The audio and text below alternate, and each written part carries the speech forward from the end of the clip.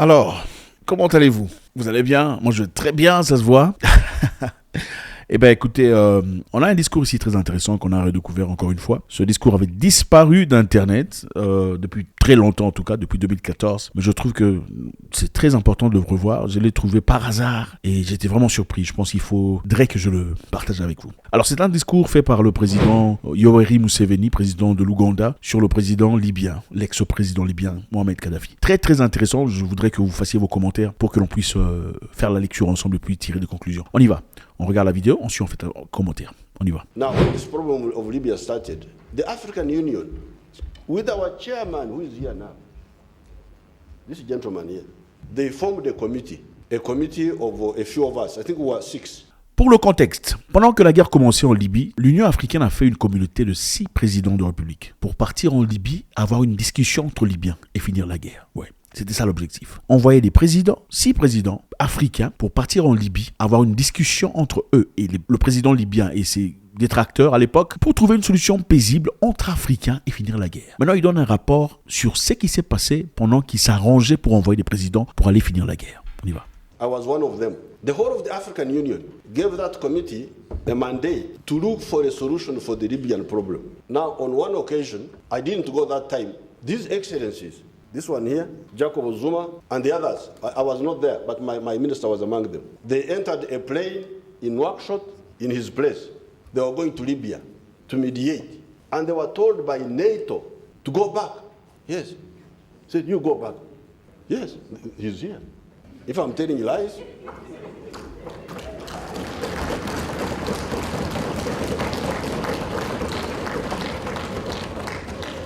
I'm not the one who invited him, you're the one who invited him. African presidents on an African mission over African soil were ordered by NATO to go back. That NATO has not allowed them to land in Libya. Wow. Donc des présidents africains sur des sujets africains, cherchant à trouver des solutions africaines, sont empêchés par l'OTAN de partir trouver des solutions africaines chez un frère africain. Parce que l'OTAN dit, vous n'êtes pas autorisé d'y aller. Wow. Now, we call this in Swahili, dharau. Kazarao, c'est le mépris, le dédain. Contempt. This is contempt. So now you can weigh yourselves now. Your presidents were ordered by NATO. 6 of them, not one. If it was only 7, maybe you could say.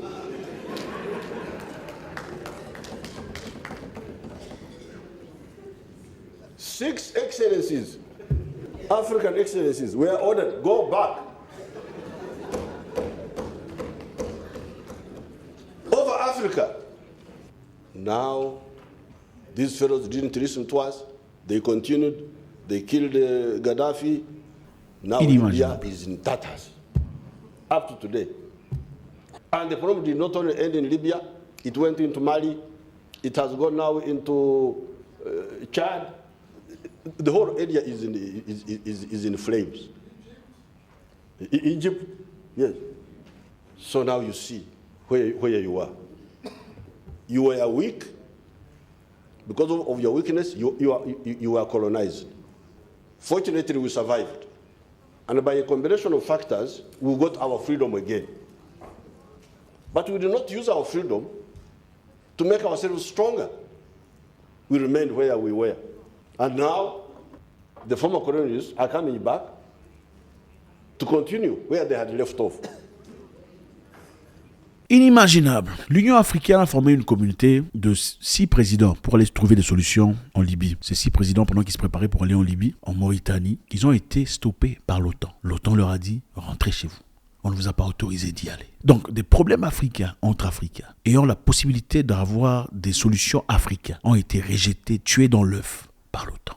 Parce que ça ne partait pas en accord avec leurs objectifs finaux. Je vous rappelle ici que la raison pour laquelle aujourd'hui le Sahel est en feu, le Sahel bouge, il y a le terrorisme et tout le reste, c'est à cause de la Libye. Ouais, ça a commencé en Libye. Donc on aurait pu trouver des solutions pour Kadhafi à l'époque, on aurait pu trouver des solutions entre Libyens, mais malheureusement, ils ont fait exprès. Et la Libye est telle qu'elle est depuis cette année-là, jusqu'à aujourd'hui, c'est comme ça. Rien n'a changé. On avait accusé Kadhafi de quoi? C'est un homme très dangereux contre son propre peuple, n'est-ce pas? Vous vous en souvenez? Il est très dangereux, il faut sauver le peuple. Regardez l'état de la Libye aujourd'hui, qui est complètement différent. Un fossé, profondeur incroyable, entre la Libye d'avant et la Libye d'aujourd'hui. Incroyable. La Libye, apparemment, je dois vous le rappeler très rapidement, c'était un pays prospère. nécessaire. En Libye, personne ne payait des taxes. Oui, on ne payait pas des taxes, hein. Pas du tout. Ton argent, c'est ton argent. En Libye, chaque couple chaque hommes et femmes qui se mariaient, on leur donnait $5 000 pour commencer leur vie. Et un appartement si c'est nécessaire. Les Libyens, à chaque fois qu'ils avaient un problème, un besoin d'assistance sanitaire, un besoin, disons, par exemple, une maladie difficile à gérer, qu'il faudrait traiter ailleurs, en Suisse par exemple, le gouvernement prenait charge du voyage, de la personne, de son traitement, du service et tout le reste, aux frais du gouvernement, pas remboursable, inimaginable.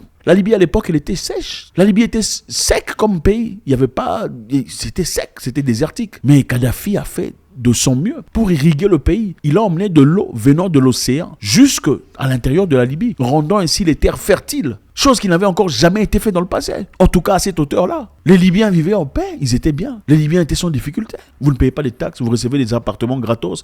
Vous voulez faire l'agriculture, le gouvernement vous donne des machines, tout ça. Et un entraîneur, un coach pour vous entraîner sur comment faire de l'agriculture correctement. Et votre argent, c'est votre argent. On vous fait des prêts, vous n'avez pas besoin de rembourser avec intérêt. C'était ça la Libye de Kadhafi. Mais évidemment, la Libye n'était pas une démocratie. Il était important qu'on la détruise pour pas que le monde voie que le seul système qui fonctionne, c'est pas la démocratie. Ah oui, la Libye n'était pas la démocratie, mais les gens vivaient bien. Son argent, c'est ton argent. C'est pas comme ailleurs où tu as $100, on coupe 50, on prend 50%. Oui, on ne voulait pas que vous découvriez qu'il y a d'autres systèmes qui fonctionnent, à part la démocratie. Il faut vous laisser croire que tout pays qui n'est pas démocrate finit par devenir comme la Libye. Mais ce n'était pas ça.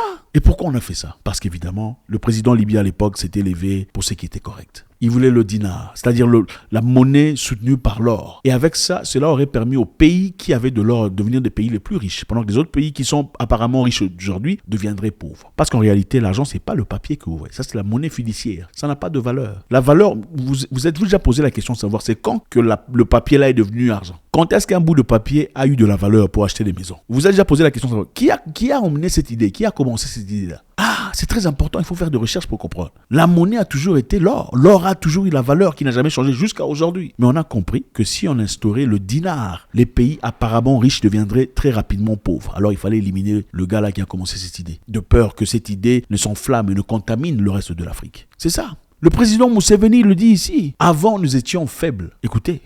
You were weak. Because of your weakness, you were colonized. Fortunately, we survived. And by a combination of factors, we got our freedom again. But we did not use our freedom to make ourselves stronger. We remained where we were.